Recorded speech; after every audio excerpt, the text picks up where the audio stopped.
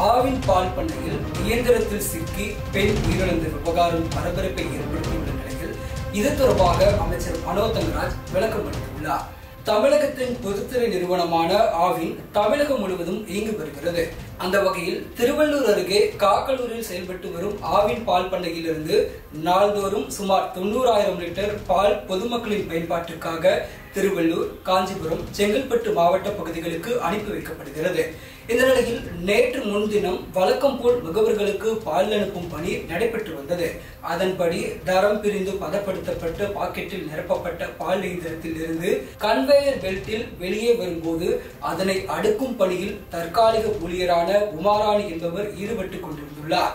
அப்போது எதிர்பாராத விதமாக உமாராணி அணிந்திருந்த சுடிதாரின் துப்பட்டாவும் அவரது தலைமுடியும் கன்வேயர் பெல்ட்டில் சிக்கியதால் உமாராணி தலை இயந்திரத்தில் சிக்கி துண்டாக அவர் சம்பவ இடத்திலேயே உயிரிழந்தார். இந்த நிலையில் திருவள்ளூரில் ஆவின் பால் பண்ணையில் வேலை செய்த பெண் ஊழியர் உயிரிழப்பு குறித்து அமைச்சர் மனோ தங்கராஜ் விளக்கம் அளித்துள்ளார்.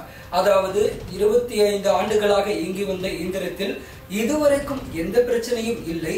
கன்வேயர் பெல்ட்டில் பெண் ஊழியரின் துப்பட்டா சிக்கியதே காரணம். பொதுவாக துப்பட்டா அணிய அனுமதிப்பதே இல்லை. இனிமேல் ஊழியர்கள் கோட் போன்ற ஆடையை அணிவது தொடர்பாக ஆலோசனை நடக்கிறது. உயிரிழந்தது குறித்து மாவட்ட ஆட்சியரை தொடர்பு கொண்டு பேசியுள்ளேன் என்று தெரிவித்துள்ளார் அமைச்சர் மனோ தங்கராஜ். இனியும் இது போன்ற நிகழ்வு நடக்காத வண்ணம் அரசு முன்னெச்சரிக்கை நடவடிக்கை மேற்கொள்ள வேண்டும் என பொதுமக்கள் அரசுக்கு கோரிக்கை விடுத்துள்ளனர்.